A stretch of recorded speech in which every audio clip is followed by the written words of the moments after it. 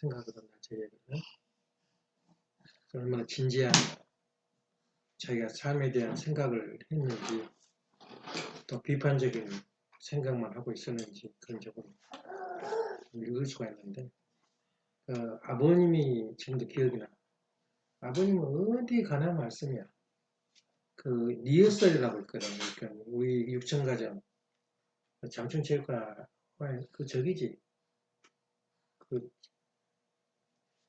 경기장이 큰데 장충체육관은 아닌 것 같아.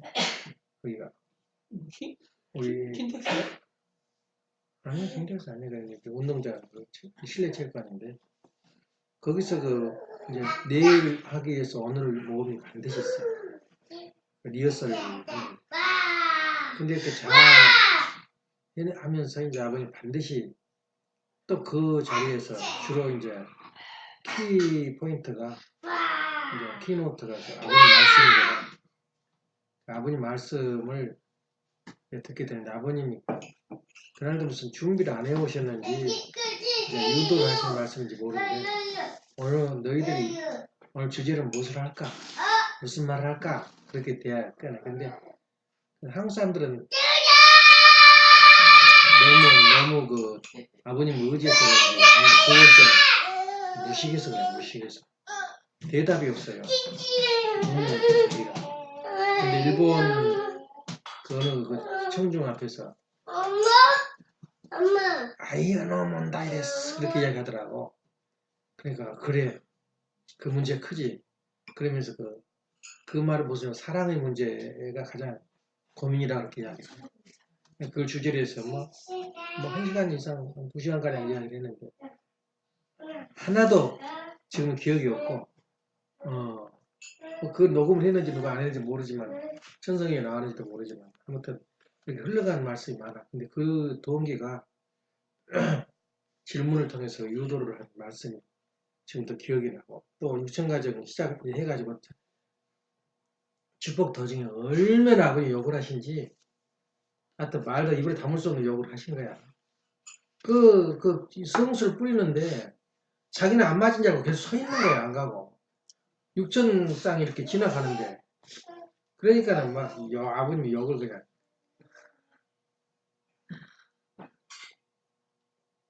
그래도 좋아해. 욕을 해도 이제 기자들이 논평을 했는데 하여튼 욕쟁이라고 그렇게 욕을 했다. 그런 이제 재밌는 에피소드가 있는데 우리가 오늘 이야기하고 싶은 것은 상대 뭐든지 자기가 살다 보면 극복해야 할 생활이 극복해야 할 내용이 있고 극복해야 할 사상이 있어. 그리고 지금까지 전쟁 역사에서 지피지기 백전백승이라는 말이 나와. 참 옛날 중국 사람들의 그 말이, 그러니까 한문은 끝없는 사색을 표현을 할 수 있는 게 한문이야. 한정되는 단어는 한문은 자기가 끝없이 창출해. 우리 원리 강론도 이게 사실은 아버님이 13살까지, 그러니까 우리 애들 보면은 13살에 뭘 할지 앞으로 몰라요. 그게 사서상경을 다 읽은 거야. 아버님 13살 전에. 6살 때 보통학교로 들어갔어. 한문 실력 가지고 그렇게 문장을 쓰고 희어도 내고 그러거든. 그러니까 벌써 6살만 되면 한문을 가르쳤다고. 어떤 양반집은 4살부터 가르쳐. 그렇게 가르쳤는데, 이제 아버님이 말씀, 공부를 했다. 그런 의미하고, 오늘은 지피지기 백전백승이라는 말이 아주 좋은 이야기야. 다시 말하면, 우리가 왜 내가 이 기성 신학 공부를 더 많이 하거든, 올리거나. 왜 공부를 하느냐. 또, 공산주의가 살아있는 한, 우리는 공산주의 사상을 공부하지 않으면 안 돼. 극복을 못해요. 그래서 우리 식구들이 공산주의에 대해서 심취한 사람이 한 명이 없어. 그럼 공산주의를 몰라요. 모르면 절대 이길 수가 없어요. 공산주의를. 그래서 이상은 선생도 젊은 시절에 아주 목숨 걸어놓고 공산주의 사상에 물들어 있었다 그랬지, 때. 그런 터전이 있었기 때문에 이 공산주의가 좋다 나쁘다 결정을 내는 거예요. 그래서 지피지기, 다시 말하면 상대를 알아야 모든 전쟁도 마찬가지야. 이날 하니발이라는 그 유명한 역사의 전설적인 존재라고. 카르타고 하니발. 알프스를 넘은 사람은 하니발하고 누구냐 그 아플레옹밖에 없었어. 그렇게 알프스를 넘어가기 힘든데 이거 거의 한 뭐 50만 대군을 이끌고 알프스를 코끼리 끌고 넘어간 사람이 하니발이야.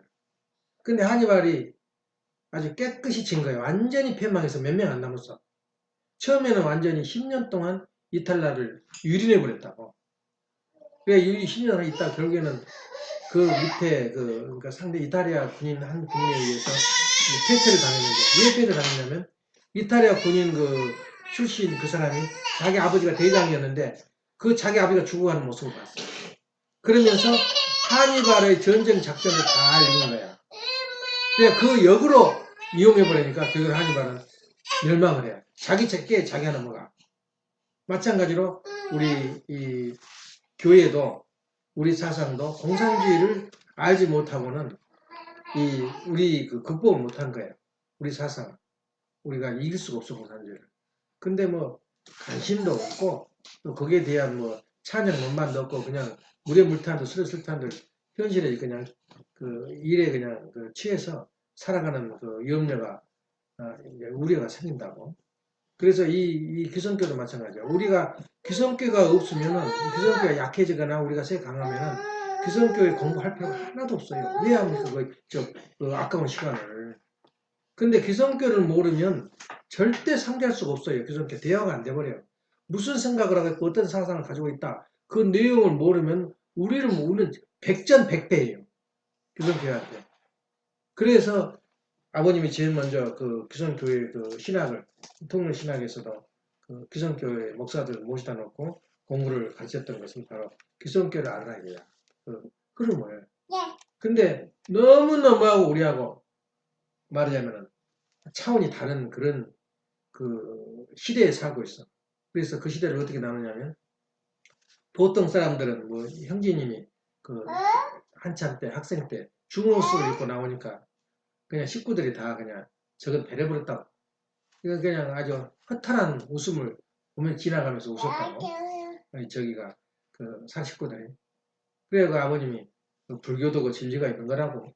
그러면서 격려해 준 거 그때 감동을 받아서 통학교를 버리지 않았다. 버릴 뻔했다는 거야. 자기가 그 신뢰를 아버님을 이렇게 신뢰해. 아버님 신뢰한 사람은 없어요. 식구들도 저 가장 친구의 가정에 있어. 너무 가까우니 가까우면 모르는 거예요. 가까우면 예수님도 고향에서는 환영을 못 받아요. 너무 가까우니까 과거를 알아보려니까.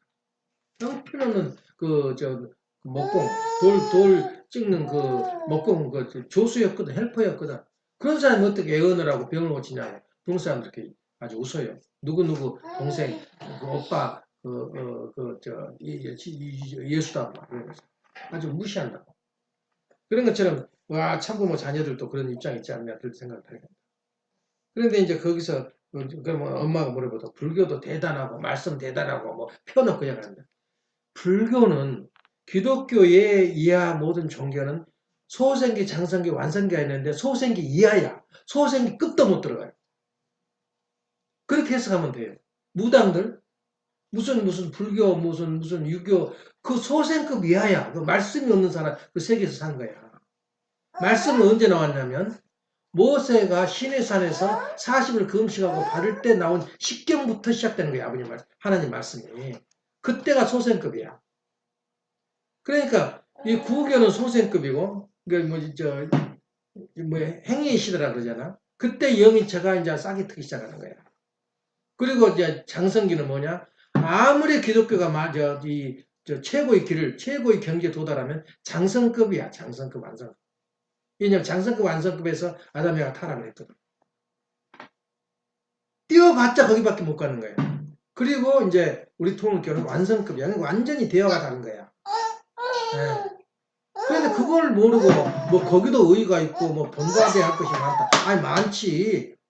그러지만 그 말씀 자체가 그렇게 구분되어 있다. 말씀의 시대는 모세부터 말씀을 하나님 또 받았고 그때부터 이제 하나님 말씀, 하나님 개입하는 그런 간접적으로 개입하는 그 시대가 와서 그 전에는 간접적인 개입이야. 너무 무식하고 모르니까 짐승 담아서 제사하라. 우리나라 그 조상한테 제사한 것도 그런 거야. 형태를 갖추는 거야. 누군가 섬길 수 있는 훈련을 시키는 거거든. 하나님 말씀이 나올 때까지는.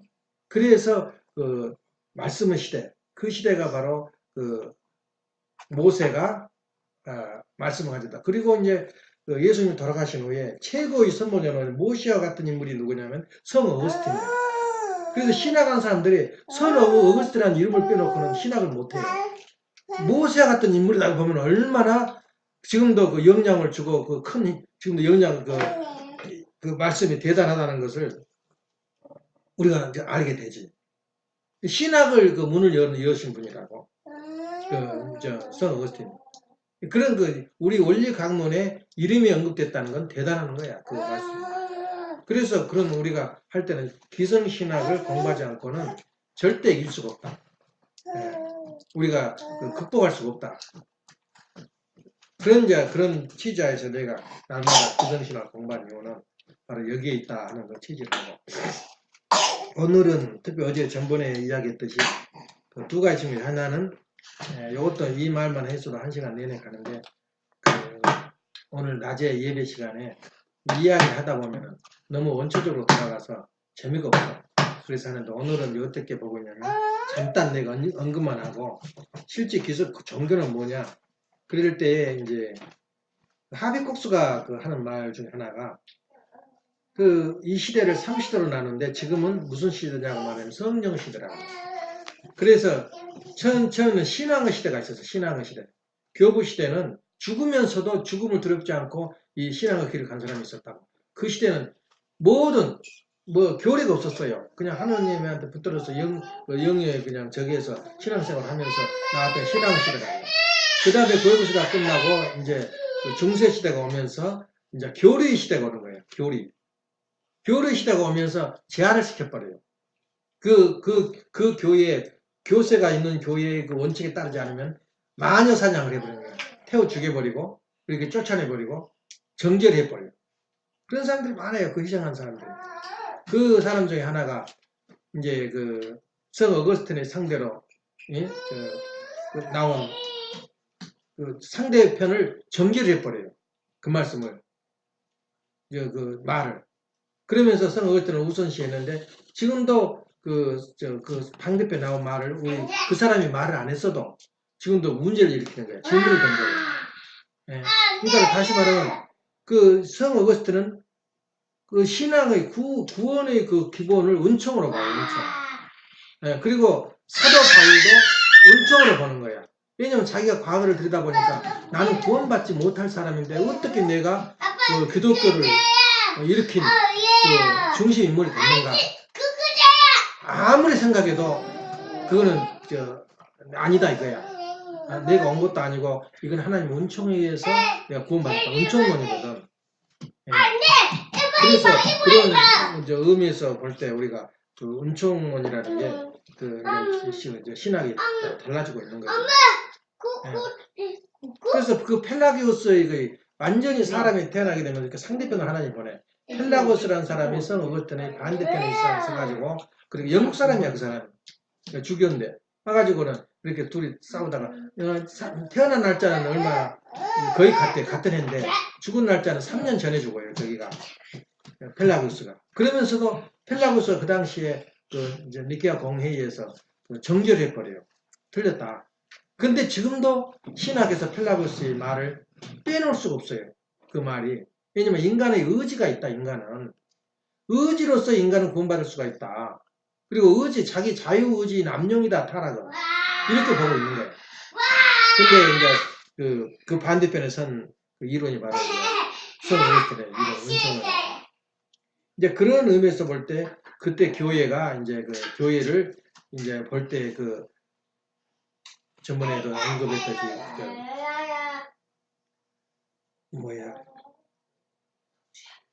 종교는 진실한 종교는, 그러니까 신앙의 시대에 그 당시에 있었던 종교가 아니거든. 콘스탄틴 대제가 왔을 때는. 그러니까 진정한 종교는 하늘 올라가 버렸다. 진정한 종교가 아니다 이거야. 그게 바로 교리 시대야. 이거 아니면 틀렸고, 우리 교회 교리 안 맞으면 틀렸고, 이렇게 나와버리는 게 진정한 교회가 아니다는 거예요. 그래서 제바스탄 프랑크 같은 사람들은 제바스찬이라고도 하고 제바스티안이라고도 하고 프랑카 사람들은 1499년에서 1544년 그러니까 종교개혁 때 나온 아주 급진적인 종교개혁 확 부숴버려야 현실을 그런 사람이었는데 시노 메노 시몬스 그런 사람들은 제세력하거든. 니한테 애기 때 무슨 놈 우라질 무슨 세례냐 다시 받아라. 그래서 제세력화가 되잖아. 네, 그런 의미에서 볼 때 그 제바스찬 프랑카 사람들 아예 그냥 교회가 그냥 하나 올라가고 이렇게 말하는데 그러면 우리가 교회가 뭐냐 그래서 이제 논의를 많이 했는데 이 그리스도가 계신 곳이 어디냐 할 때는 세 가지를 통해서 교회 그리스도가 계신다 그래요. 하나는 성리전을 통해서 그리스도가 계신다. 그 떡을 나누고 그 말하자면 세례를 베풀고 이럴 때 그리스도가 계신다. 두 번째는 말씀을 통해서 그리스도가 계신다. 성경이거든 모든 것이. 성경을 말씀을 통해서 우리가 성경을 공부하게 되면 그리스도가 계신다. 세 번째는 그 성령을 통해서 하나님이 계신다. 그리스도가 계신다. 이렇게 이제 봤기 때문에 이거 성령이 어디가 있고 말씀은 어디가 있고 성령은 어디가 있냐. 그럼 어디가 있는가? 교회가 있잖아. 교회가. 이건 교회 안 가면 못 하잖아. 그것을. 그래서 교회의 의의를 거기서 찾은 거예요. 그래가지고 이제 바티칸 공회에서 그러면 교회는 어떻게 우리가 정의를 해야 되느냐. 그 두 가지로 표현해요. 하나님의 백성들이 모인 것이다. 이거야. 예. 하나님 백성들이. 두 번째는 뭐냐면 하나님의 은사를 받고 구원을 받은 그 백성들이 공동체가 바로 교회다. 이렇게 보고 있는 거예요. 그러니까 그럼 우리 교회는 어떤 사람이에요? 하나님 은사로서 교회 은사를 베푸는 거. 그 다음에 지금 우리 축복받은 가정들 그런 공동체가 모인 것이다. 그게 교회다 이거야. 근데 교회를 나가지 말자. 그러면 자기를 말하면 공동체도 아니고 하나님 은사를 배울 때 받을 것도 없는 거야. 그러니까 교회를 안 나가고는 안 되는 거예요. 그 교회라는 의미를 찾아보는 거예요. 그런데 이제 우리가 니케아 공회에서 실질적으로 니케아 공회는 교부 시대의 마지막 회의라고도 가냐 아니야. 교회 회의를. 그때에 하는 말씀은 참 재밌어요.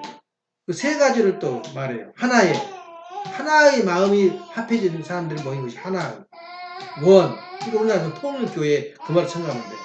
하나의 사람 마음을 가진 사람들이 하나의. 그 참 우리 통일교란 말이 그렇게 통일란 말을 의미가 있는 거예요. 두 번째는 뭐냐면 거룩한. 예? 거룩한 백성이 모인 것이 이 교회다 이거야. 또 하나는 사도적인 전통 있는 교회야. 그러니까 사도들이 모인 가르침이 그가 서 있다 이거야. 그래서 이번 엊그제 지금 전번주에 지금 별이 2개가 떨어졌어요. 우리 교회에서. 내가 가장 존경한 사람이 누구냐면 누구야? 이요한 목사님. 이요한 목사님이 우리 교회를 구축했다고 해도 과언이 아니야.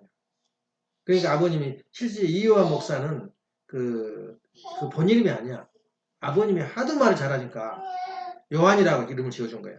그때부터는 당신 이름도 어디 가버리고 그 이요한이라고 지는 거야. 지금도 그 사도적인 교회라 근데 그 믿음과 복종은 사도 요한, 이요한만큼 따를 사람이 없어요. 나도 못 따라가. 그래서 아버님이 내가 존경하는 게 양창식이라든가 또 훌륭한 사람들이 다 지금 누구냐 서문대학교 교수 총장 그 밑에서 다 공부했어요. 신학대학 지금 중앙수련소에서 만들어가지고 그 4년 동안 나왔다 공부를. 그래 그 문교부에서 인가가 안 나서 해산돼 버렸죠. 그 정도로 훌륭하신 분이야. 그러니까 한국 현재 남아있는 지도자들, 교육자들이 95% 이상이 거기 출신이야. 그러니까 대단하지. 근데 그 최초의 기독교인이고, 이제 기독교 신학을 하신 분이 하다 중단했지만, 한 1년 다니다가 2년 다니다가 그만둔 일본에서 했지만, 그래도 최초의 기독교인이야. 그리고 그분은 계시를 받고 오신 거야. 대단한 인물이었죠. 그래서 그분이 104세로 10일날 돌아가셨거든요. 104세. 오래 사셨죠. 신장 박동기까지 뛰었다. 나이가 숨이 차니까. 그러면서도 정신은 청청하다는 거야. 넘어간 게 아니고. 말이 옛날 다 기억하고. 여기 어디야? 그 청신병원에 들어가시고. 두 번째 내가 존경하신 분이 박보이선 교사예요. 그분이 한국 대통령이 됐어야 돼. 그러면 수습이 달라졌어. 그러니까 우리 통일교의 길은 세상하고 틀려요. 생각도 틀리고. 그걸 우리가 그 후세들이, 2세들이 받아들이지 못해요. 시대에 안 맞다고. 어른들이 말하면은 그 말이 맞다고 아니면 또는 일리가 있다고 받아들여야 되는데 안 받아들여요. 이것이 우리 교회의 아까 말한 대로 사도적인 교회가 못 되는 거예요. 예. 그때 아버님이 이 박 대통령이 돌아가실 때 쏴 죽여버렸잖아요. 김정희가. 죽일 때 99.99%가 잘했다는 거야. 독재자를 죽였다고. 지금도 그렇게 신학적으로, 신념을 받아들고 있어. 지금도 현재 자기와 학생들은. 죽인 게 잘했고, 역사가 심판했다는 거야. 근데 우리 교회 아버지 말씀 뭐라 그런지 알아요? 예. 우리나라 기회를 놓쳐버렸다는 거예요. 19년 만에 돌아가셨는데, 박 대통령이 21년 동안 계속 집권했으면 한국 완전히 자리 잡아버린다는 거예요. 그러니까 계속 혼란을 그대로 전 대통령이 나오면서 혼란을 그러면 지금도 정착을 못한 거예요. 대통령 자리가. 대한민국이. 3년을 못 채우고 죽어버린 거예요. 그것도 죽은 것도 박보일을 통해서 수없이 찾아갔다고 청와대를 찾아가라요. 좀 이때까지 빗자대기 맞고 나왔다고 자기 처리하는 거예요. 이제 명령이 안 갈 수는 없고 또 같은 말하자면 그 당시에 같은 동기들이거든. 그냥 가라 하니까 두드려 맞고 와가지고 그때부터 총살을 했다 줬어. 며칠 후에. 아버님이 한국에 염려가 돼 있으면은 한국에 와서 자리 잡는 거야. 꼭 어려움이 있을 때마다 한국으로 오셔요. 그때 놓쳐버린 거야, 기회를. 그 말을 믿는 사람 지금 누가 있어? 21년을 독재를 해야 된다. 21년을 더 해야 된다. 그 사람 믿는 사람은 지금 전문의들이 있나 없나 한번 찾아봐. 3년을 더 근무해야 된다. 더 적발된다. 있냐고 찾아봐. 이것이 우리 교회의 슬픔이라고. 선배들이 후배들한테 그렇게 가르칠 줄 못해요. 절대 순종, 절대 복종이라 말하면서도 믿는 사람 아무도 없어요. 이거 현실이야. 말하면 안 들어요. 자기 말이 옳다고. 근데 이분은 이완 목사님 보면 연기가 있다는 걸 지금도 생각을 해요. 딱 이완 목사가 오니까 아버님이 뭐라 그런지 알아? 이완 목사한테. 야, 너 별 하나 달았구나. 반짝반짝 별이 있더라는 거야. 이완 목사한테. 내가 무슨 별을 달아요? 그리고 제가 회상해 보니까 일본의 대학을 다닐 때 어떻게 했냐면 모두 다 신사 참배를 하는 거예요. 천황할 때 경배를 하고 예배를 시작해요. 근데 안 한 거야, 자기는. 안 하고 나는 못하겠어. 그렇게 소문이 나가지고 직접 너 상담까지 했어. 안 한다. 나는 경배 안 한다. 그래가지고 친구들이 찾아온 거야, 밤에. 너 지금 경배한다 그러고 졸업하면 안 해보면 될 거 아니냐. 어? 지금 너 졸업은 타야 될 거 아니냐. 그리고 그 말이 틀려 맞아. 1000번 맞지. 그러니까 이화 목사는 순진하면서도 무서운 데가 있다. 예수님이 여기 왔다 그러면 예수님 보고 천황한테 경배라고 하면 경배하겠냐고요.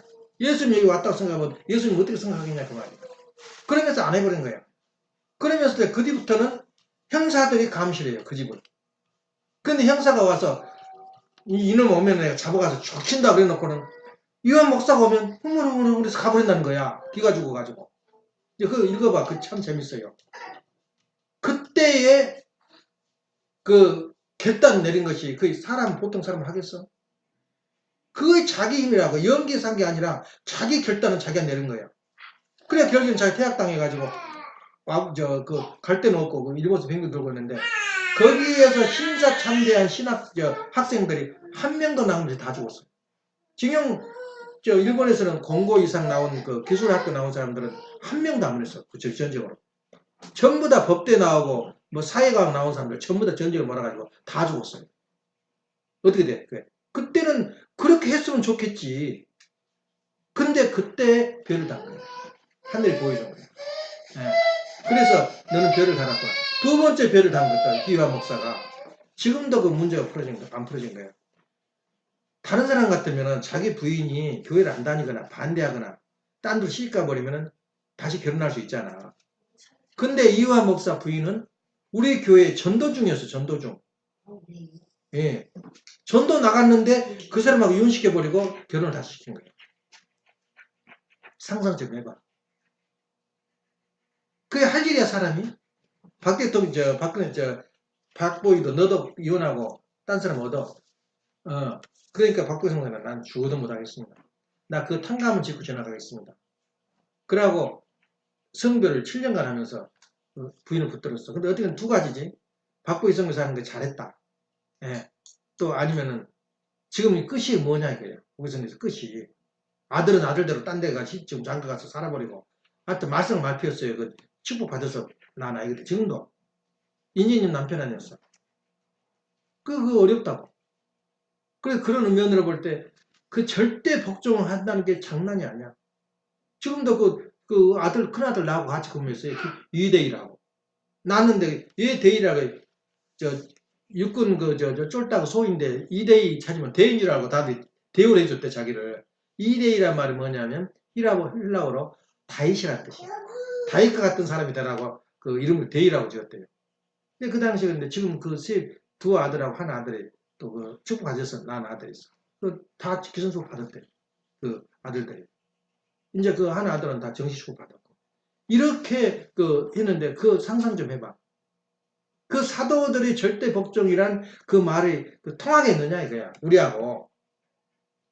이것은 36가정은 왜 그렇게 말했냐면은 이 지구상에 70억 사람들 전부 다 절대 복종 하나님에 의해서 믿었다고 한 사람은 어떻게 우리가 말해?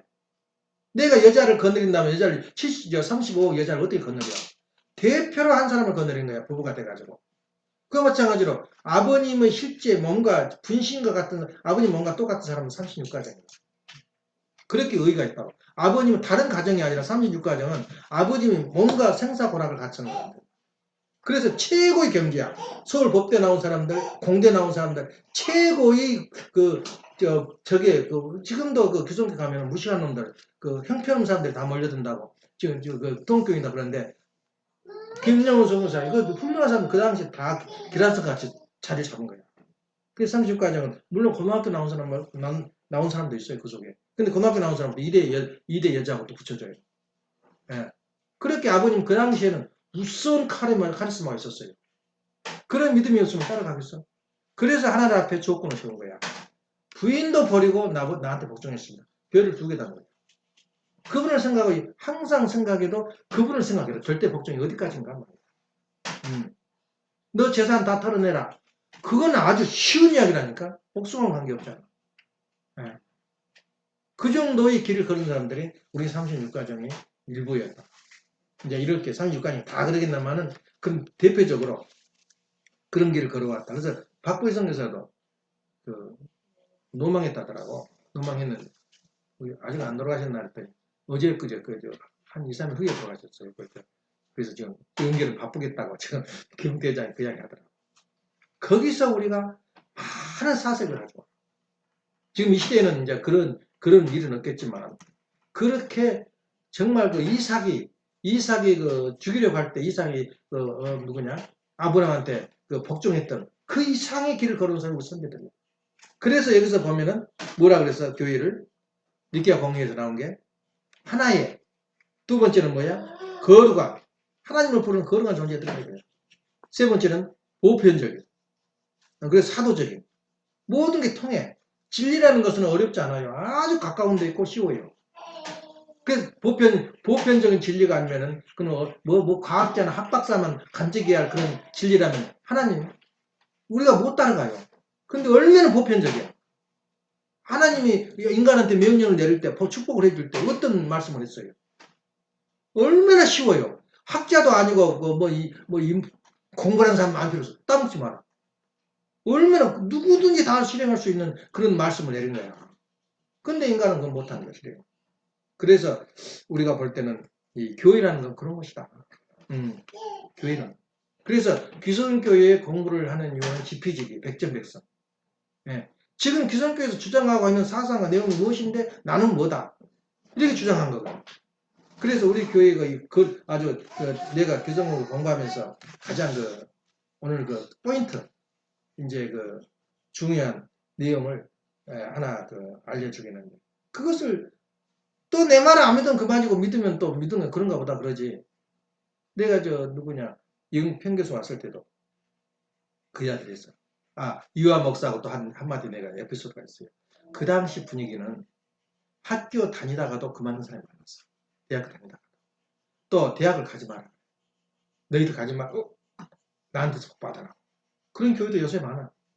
그때 그 분위기였는데요. 팽 교수가 20을 실행하니 그때는 아주 뭐 순진할 때지. 가가지고는 다 그 분위기가 다 그만두고 지금 개mon하고 전도 나간다 그러니까 그때는 이제 1학년이었어. 그죠? 상훈대학교 1학년인데 면담을 했다는 거예요. 상담을 유아 목사한테. 나도 학교 그만두고 그러니까 가기 싫지. 한마디로 말하면 돈도 없지. 학비도 부족하지. 물론 다 국립이니까 거의 무료지. 공부도 힘들지. 그러니까는 이제 나간다고. 그래서 뭐 그러겠냐만 심정이 차가지고 성담을 하니까 아니다. 참 얼마나 넓어요. 아니다. 지금 일한 사람이 있고 미래를 준비한 사람이 있어야 그 교회는 희망이 있다. 너는 준비한 사람이다. 그렇게 말하더라고요. 그 아버님이 또 이화 목사님 입이 터졌어요. 제대로.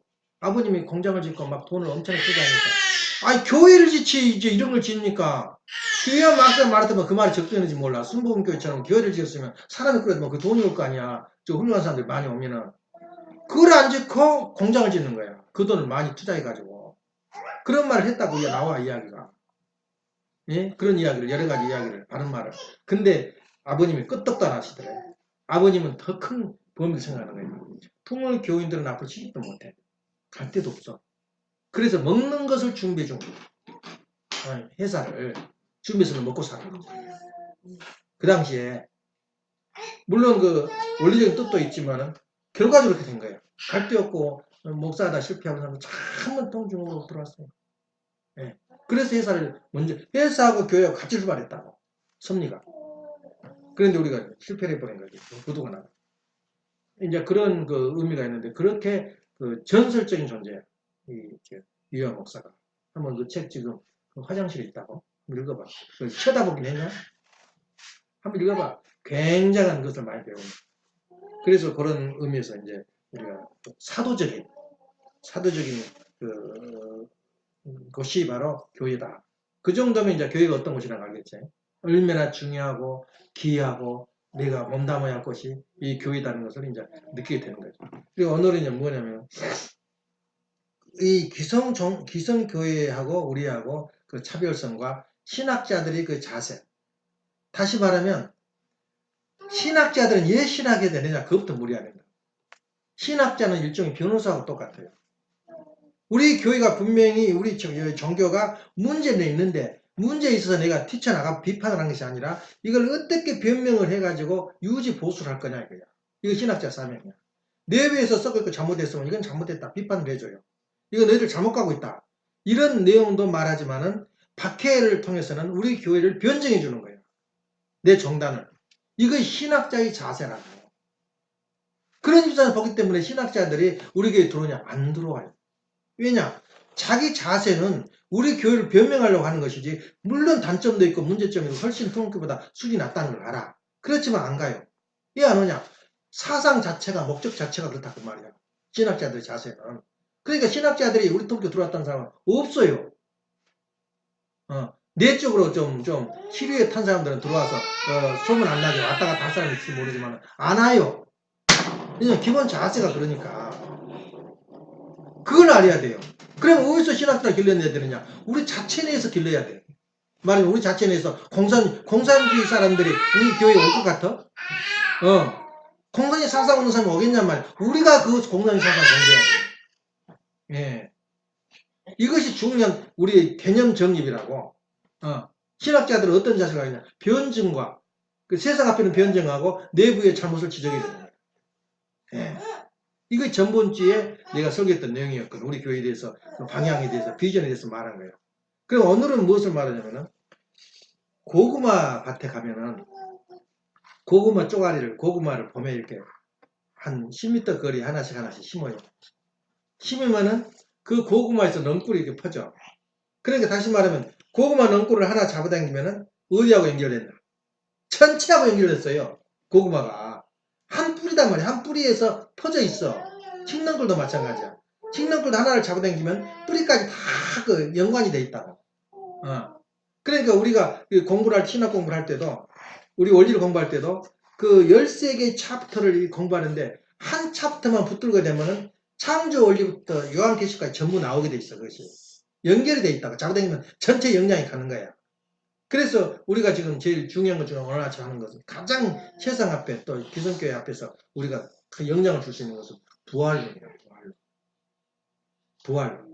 왜냐면 우리 언어 속에서도 없는 기성교에서도 없는 이야기가 많거든. 근데 부활론은 다 알고 있고 다 뭐 부활에 대해서 그 신념을 신앙을 가지고 있어. 기성교에서 부활에 대해서. 근데 부활이 의와 그럼 부활은 무엇이냐? 거기부터 길이 달라져 버린 거야. 예. 부활은 뭐냐? 부활의 의의와 그리고 부활은 어떻게 할 거냐? 방법론. 그 공식을 우리가 제시해 준다는 거야. 부활이. 얼마나 막연해. 지금도 그 미국서도 그 굉장히 경건하게 처리하거든. 막연해. 우리나라도 조상신을 많이 경건하게 하잖아. 서양 사람들이 더 경건해. 그것도 묘지 가봐. 이제 때 되면 다 꽃 갖다 꽂아놓고 얼마나 경건한지 몰라. 그것도 그걸 우상이라고? 그건 기독교의 신앙의 뿌리에서 나온 이야기야, 그것은. 부활해서 육신이 살아난다는 개념이 있었기 때문에 지금 천주교 공동묘지 가봐. 어마어마하게 집이 져놓고 기다리고 있는 거야. 뼈를 모시고. 왜냐? 살아난다 이거야, 주님이 오면은. 이게 부활 개념이야. 그리고 구원은 뭐냐면은, 아까 사도 바울도 그러고 성 어시도 그러잖아.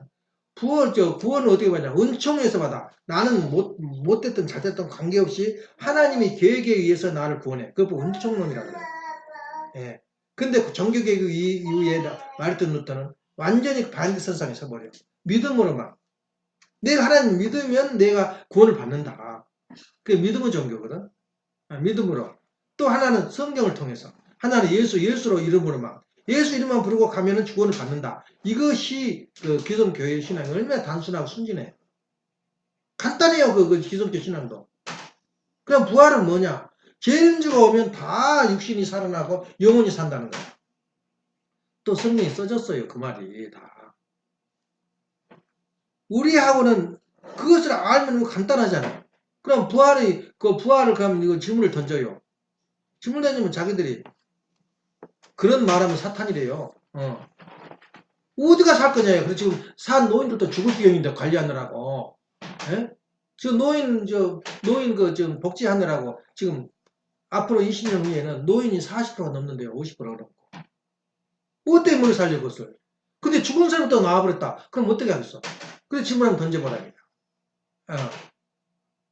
지금 사는 사람들이 힘들어 죽겠는데 죽은 사람이 다 꿰어놔버렸다. 순진한 생각이야. 장성급 그 기독교인들이 신앙인들이 하는 이야기거든. 그럼 우리는 부활의 의의가 뭐냐 이게 간단하게 처리해버려요. 부활은 세 가지 의미가 있어요. 우리가 얼마나 간단해요. 우리 이야기할 때는. 첫째, 부활은 뭐냐면 부활 섭리하고 구원 섭리하고 복귀 섭리하고 같은 말이야. 예. 구원이 뭐냐 물어보면 천당 간다 그것밖에 몰라요. 그러니까 얼마나 저급이냐 말이에요. 이야기 자체가. 불교가 아무리 똑똑해도 소원세급 이하의 그 말씀이라 그랬잖아 내가. 소원세급 이하. 소원세급 말씀이 없는 시대에서 나오는 그 종교란 말이야. 그럼 우리가 지금 새로운 말씀이 지금 성령 시대에 새로운 말씀이 나오는데 그 새로운 말씀하고 기독교 말씀하고 한번 부딪혀보자 이게. 부활의 의의가 뭐냐 이거야. 누가복음 9장 6절에 나오잖아. 자기 그 부모가 돌아가셨는데 질문을 탁 던지는 거야. 다른 건 다 인정한다. 돌아가셨는데 예수님한테 내가 휴가 좀 내주십시오. 내가 우리 부모 그 좀 장사 지내고 있으나 그러니까 예수님 뭐라 그래? 죽은 자는 죽은 자가 장사 지내고 너는 나를 따르라 그래. 그 말을 해명을 못 하는 거야 거기서. 다 죽은 놈이다 그냥 다 뒤진 놈들이고. 그 말 해명을 못 하는 거예요. 그래서 이 일은 던지면서 우리가 하는 거예요. 부활의 의의는 간단히 세 마디야. 구원이 부활이요, 복귀가 다시 우리가 타락된 이전으로 돌아가는 것이 구원이지. 기독교 믿은 사람들만 천당 가고 나는 그냥 다른 사람들은 다 지옥 가버린다. 이렇게 말하는 게 얼마나 순진한 이야기야. 2000년 전에. 말이 안 되는 거예요. 말이 안 돼. 우리하고는. 통하지 않아요. 그래서 구원섭리는 부활섭리요. 부활섭리는 복귀섭리다. 다시 타락 이전의 상태로 돌아가는 것이 복귀다 말이야. 복귀 원리다 말이야. 이거이 우리 원리거든. 예. 그러면 우리가 구원의 길과 부활의 길을, 부활은 어떻게 할 거냐. 그래 간단하게 이야기해요. 이걸 두고 평생 박사들이 수천 명이 나와야 돼 앞으로. 부활의 의미는 우리가 간단히 말했잖아요. 간단치 않아요. 그것도 학자들이 다 연구해야 돼. 부활은 뭐야 이거야. 부활에는 공식이 있다는 거야. 공식이 있다는 말은 그건 깨뜨릴 수가 없어요. 공식을 배척하고 공식을 이건 아니다. 아인슈타인을 공식을 아인슈타인 상대성 이론을 전개한 사람이 지금 아직 지구상에 40명인가 밖에 없대요. 뭐 풀어내요? 그 공식을. 이 공식이 맞다고 나름대로 풀어내는 사람이 없대요. 근데 공식을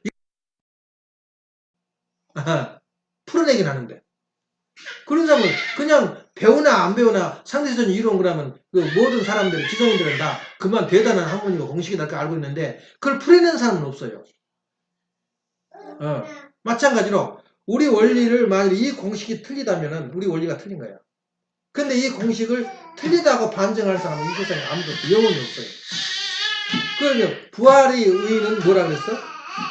방금 말한 대로 부활은 사탄 주관권에서 하나님 주관권으로 주권이 넘어가는 거고 부활이라고 해요. 또 하나는 타락 전에 타락 이후에 사람들이 타락 이전의 상태로 올라가는 복귀되는 현상을 부활이라고 해요. 그러니까 하나님 주권으로 올라가는 걸 구원이라고 해요. 간단해요. 그러니까 구원이 뭔지 부활이 뭔지 복귀가 뭔지 한 명도 아는 사람이 없어요. 지금까지 기독교에서 그 목사가. 아니 세마스에 나왔으니까 그 말인 거예요. 그게 통했어 지금까지. 예? 근데 얼마나 찬송가 들어봐. 사무친 말씀이야. 예? 하나하나 음악이 사무친 말씀인데 논리적으로 전개가 안 되는 거예요. 그렇기 때문에 우리가 가는 이 길은 세 가지 그 부활의 의의가 무엇인가 그걸 알아버리면 우리가 꿰뚫어 버린 거야. 그 연결을. 그 부활을 알려면 연결을 해야 돼. 인격자를 뭐라 그러나? 인격자. 저 사람 인격이 있다. 품격이 있다. 품격을 무엇 보고 품격이라 그래? 영인체가 성장된 사람을 보고 품격이 있다. 인격이 있다. 그 말이야. 영인체. 영인체를 그 육신의 얼굴 잘생기고 카톡 받아 얼굴에 땡땡 부은 거 넣어가지고 이쁘고 그걸 본 게 아니라 속사람 그 사람 영인체를 보고 인격이 있다 없다 판단을 하는 거야. 그럼 그 인격이 뭐냐? 영인체를 말이야. 영계에 대해서 논하지 않고는 부활은 이야기할 수가 없어요. 그러니까 이 기성교인들 가르치려면 얼마나 힘들어. 영계를 위해서 또 설명을 해야 돼요. 부활을 가르치려면. 그래서 영인체의 성장이 또 부활이요. 부활이 그 하나님 주권으로 넘어가는 그 상태가 부활섭니다. 그렇게 말하는 거예요. 그럼 부활은 어떻게 하나? 그럼 어떻게 부활합니까? 그렇게 물었을 때 한번 대답해봐. 부활은 어떻게 해? 공식이 있다는 거예요. 공식. 그것도 쉬워요. 근데 우리 원리 강론에서는 반 페이지밖에 안 나와. 다 반 페이지. 크게 잡아서 한 페이지. 큰 책에서는. 공식이 있다. 공식. 그 공식을 제시할 때는 천진지변이라 천지지변이. 근데 들은 적 한 사람이 없어. 또 들은 사람도 몰라. 지금 몇 년 됐어. 지금 교회 들은 지. 부활의 공식을 말해. 기가 막힌 일 아니야? 그냥 천지가 뒤집힌 말이야. 그 말이. 누구도 여기서 반론을 못한 거예요. 그래서 오늘은 그 부활론에 대해서 내가 설명 구한이 몇 페이지, 반 페이지밖에 안 되는 부활이 또 그것도 내 말이야. 얼마나 간단해. 그걸 두고 사색을 하고 나한테 질문을 던진다면 그거에 대해서 내가 나한테 물었어야 돼요. 근데 무슨 말을 질문할지 어머님 지금 말씀한 게 옳아요 틀려요. 또 무슨 형제님이 옳아요 그거 질문할 거야 틀림없이.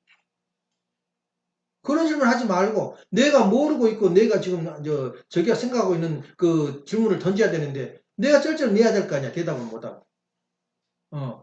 내가 변호사로서 다시 말해 신학자는 변호사거든. 그 답변 안 가지고 있겠냐 그 말이야. 무슨 답변을 나한테 물어보면 다 내가 정립해버리고 극복해버린 이야기야 전부 다. 그러니까 그런 의문을 볼 때는 오늘 그 말씀 중에 하나는 뭐냐면 벌써 그 1시간 지나가 버렸네. 참 시간 빠르네. 하나는 뭐냐면, 제가 간단하게 내 공식만 말하겠어요. 하나는 그 사람의 부활을 봤는데, 말하자면 아무리 부활을 한다 그래도 장성급밖에 부활을 못해요. 지금까지 종교 최고로의 경지에 갔다는 깨달음을 얻어도 그걸 소위 말해서 시대적 혜택을 받는다 그래요. 성령시대에 사는 것하고 저쪽 신앙시대에 사는 사람하고 질이 같아? 그래서 부활의 제1단계는 시대적 혜택, 다시 말하면 조상의 은사, 은총, 조상의 그 노력의 그 수고의 그 혜택을 내가 받아요. 우리 조상들이 돈을 많이 벌어놓고 갔으면 그 자손이 혜택을 받아, 안 받아? 안 받아? 내 던져버려? 우리 삼성 그 딸이 있는데 딸한테 그 유명하잖아. 저 경주 호텔. 그거 사장이 삼성이라 딸이야. 그 사이가 구한다라니까 재산을 다 뺏게 돼 있어요. 삼성 그 딸 앞으로 돼가지고. 유명한 호텔. 근데 호텔을 지을 때 어떤 점쟁이가 당신 죽소 그러니까 1년을 중단했던 거야. 그애 지면 죽는다 해가지고. 또 미신은 그렇게 지켜요. 그러니까 미신은 그 저기도 그러고 삼성 그러고 현대도 미신을 지켜 그 사람들. 그 사주 그런 거 보고 그 무당을 지켜요. 하지 말라니까 안 정반한 거야. 뭐 또 저 누구냐 현대 정주영이도 무슨 큰 공사가 중단을 했대요. 하지 말라 그러니까. 그런 것들 그렇다고 저 하나님이 너 왕할롱 그러고 저주 안 내렸잖아. 예. 그래서 어쩐다고 공식 제1단계 무슨 혜택이고 시대적 혜택을 받는 조상의 공적과 그 공적 속에서 내가 그 터전이었어. 그러니까 우리 통교 들은 것도 그냥 들은 게 아니라 통교 들을 때까지는 조상이 데리고 온대. 조상. 내가 온 것이 아니라는 거야. 조상의 공적에 의해서 그만한 파워가 있는 거야. 선한 행동을 한 사람들은. 그래 그 끌어온 거야. 그리고 교회에 들어와서부터는 누구 책임? 조상이 아니고 자기 책임. 조상이 이제 따라온 거야. 저놈이 잘 때야 나도 잘 됐는데. 그러니까 절대 연계에서는 복귀가 없어요. 저기가 없어요. 섭리가. 부활이 없어. 연계에서는. 누구를 기준해서? 육신을 토로해서 부활 섭리가 이루어져요. 그러니까 조상은 거기까지 끌어오는 거 조상은 사명이고 그 다음에 거기서 자기가 부활하는 것은 육신 부활은 이 본인이 의해서 결정이 돼. 그걸 바로 육신을 토로해서 부활은 이루어져요. 죽어버리면 영원히 끝이야. 그런 공식이 누가 어디가 있냐 세상에. 육신을 토로해서 그 다음에 세 번째는 하나님의 섭리는 뭐였어? 원리를 통해서. 원리도 하나님 말씀을 통해서. 그러니까 훈독회를 하고 아버지 말씀을 듣고 그걸 뭘 통해서? 내 안을 정화시키고 내 마음을 부활시킨 거거든. 그러니까 말씀을 통해서 가능한. 말씀을 통해서 인간이 영적으로 성장하잖아. 아담이한테 뭘 줬어? 최초로 준 것이 말씀. 말씀은 곧 축복이라. 너 잘 되라 이거야. 너 내 자리만큼 와버려라 이거야. 내 자격을 가져라 이거야. 그 간단한 이야기 얼마나 보편적이야. 따먹지 마라. 그것처럼 아버님이 뭘 통해서? 말씀을 통해서. 세 번째는 뭐야? 그냥 너라 말씀 듣고 너가 복종했으니까 그냥 너 구원 받아버렸다. 절대 그렇게 안 통해요. 아담이아가 잘한 것처럼 질서적인 3단계를 통해서 부활은 일어나요. 이렇게 간단하게 그 공식이 정립되어 있는데 그걸 우리가 지금 알고나 했나? 생각이나 해봤어? 얼마나 아주 장엄하고 무서운 이거 폭발과 같은 이 공식이냐 그 말이야. 뭐 공산주의 뭐 이론 그건 쓰레기야 쓰레기. 이런 이론이니까 메시아가 아니면은 공산주의를 절대 극복 못한대요. 왜냐면 그 속에 누셸이 들어있어요. 천사장이. 천사장만큼 능력 있는 사람은 이 세상에 아무도 없어요. 하나님과 같이 그 인간을 창조했으니까 누셸이가. 그러니 그 지혜를 누가 따라가 우리가. 공산당들 말을 따라가. 어? 지금 어렵지 않냐고 제시하니까 지금 조금 뒤로 후퇴한 거래. 걱정하지 말래. 이상세가 온다는 거야 지금. 한국 정치가들이 운동하는 애들이. 걱정도 하지 말래. 지금 조금 후퇴한 거래요. 또 잘 되려고 고난이 없겠냐. 그렇게 나가요. 그게 누셸이 말이야. 얼마나 달콤한 말이야. 못 이겨요. 못 이겨 누셸을. 단 누구만 이기냐면은 메시아밖에 못 이겨요. 메시아밖에. 그래서 메시아를 못 이긴다 그 말은 뭐냐면 원리를 못 이겨요. 원리를. 그래서 그 원리가 뭐냐면 원리 속에 질서적 3단계를 통해서 한다. 우리가 부활이 일어난다. 그래서 우리가 부활의 인생이 전체야. 인간이 다시 산다. 우리가 부활된다.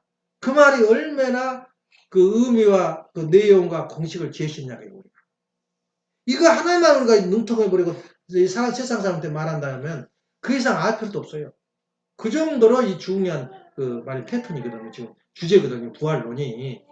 부활론이 구원론이고, 구원론이 복귀론이고, 전체가 들어가 있잖아, 그 속에. 고구마 넝쿨 하나를 당기면 전체가 당겨 나오듯이, 흰는 그 되듯이.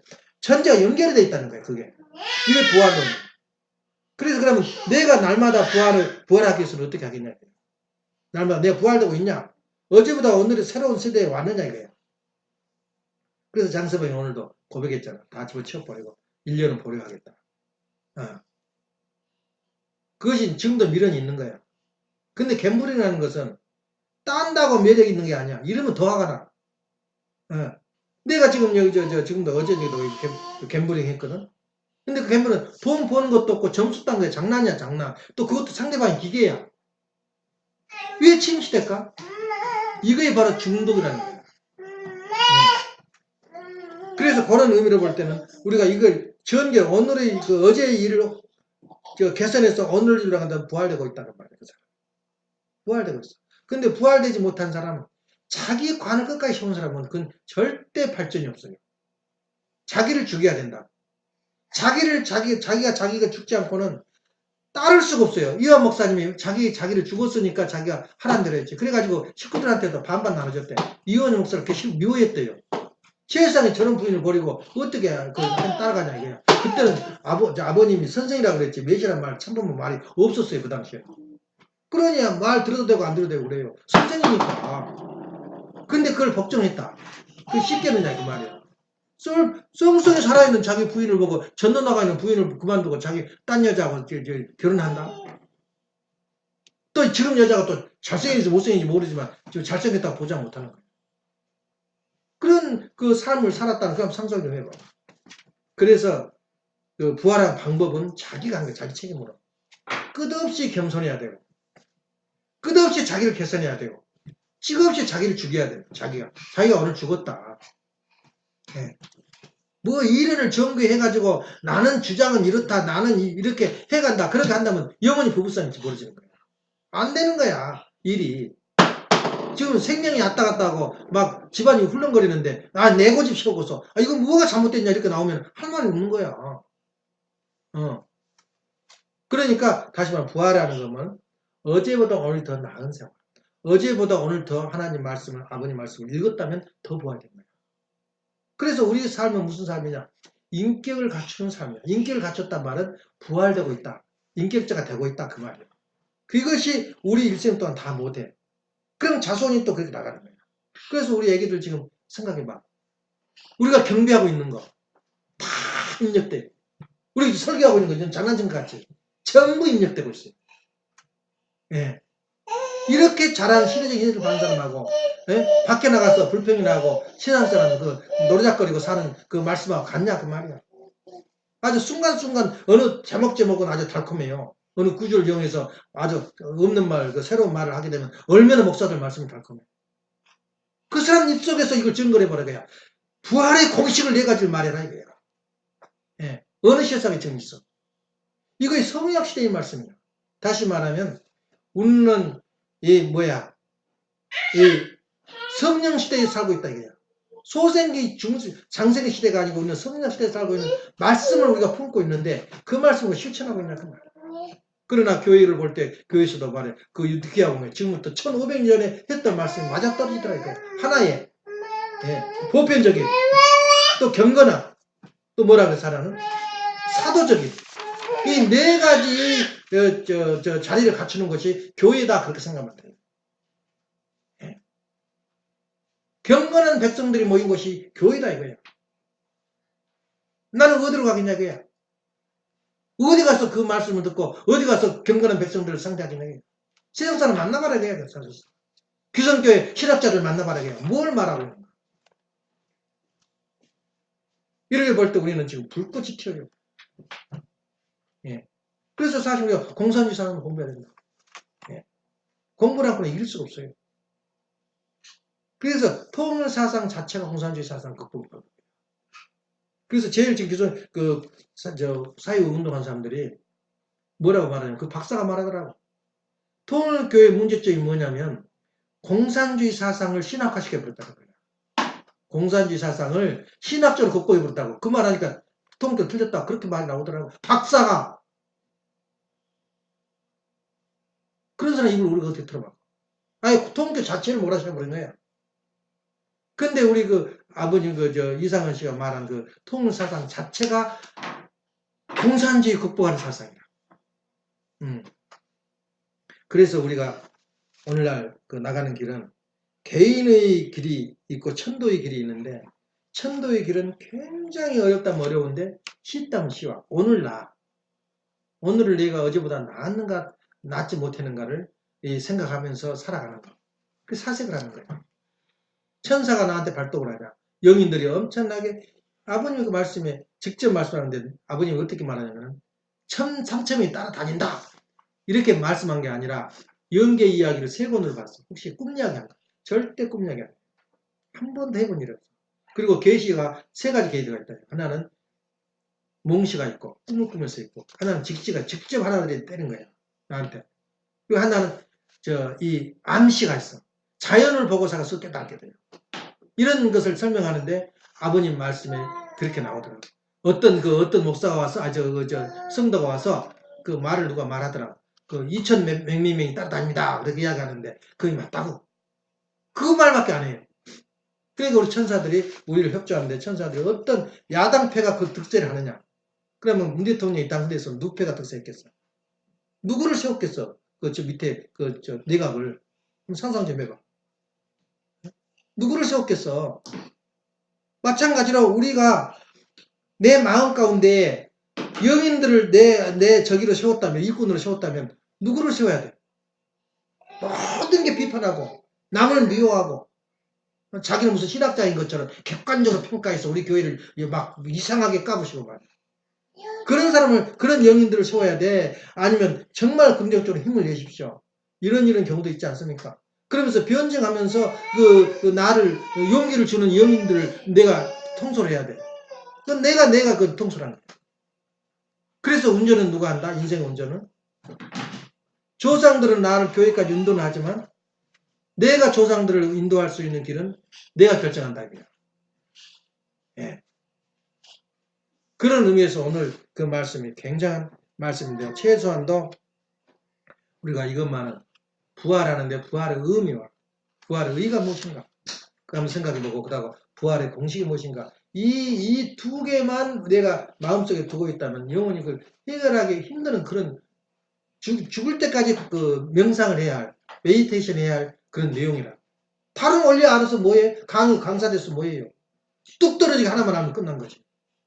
그래서 애기들 뭐 8살, 7살이가 부활의 공식이 뭐냐? 응? 4가지 있어. 우리 아버지가 가르쳤어. 그리고 말한다면 그 사람 따라갈 사람 있어? 그러니까 아버님 말씀이 유치원생하고 우리 교회 유치원생하고 신학 박사가 안 바꿔준다 그랬어요. 뭘 들었겠어 애기들이. 4가지 공식 외워. 그러면 가르쳐준다 그러면 외워버리거든 애기들은. 예? 외워다녀서 그러면 그 신학의 공식, 그 부활의 공식이 4가지 돼서 말해라고 줄줄줄 말해버리면 자기는 몰라 무슨 뜻인지도. 그렇지만 공식을 알고 있는 거다고 외우고 있는 거다고 없는 거다고 무슨 얼마나 차이가 나. 그래서 이 4가지 공식이 그렇게 세상을 뒤집어 버릴 수 있는 힘을 가지고 있는데도 우리가 힘을 쓰고 있는 거예요. 왜냐? 내가 사도적이 되지 못해. 내 삶이. 사도적이 뭐야?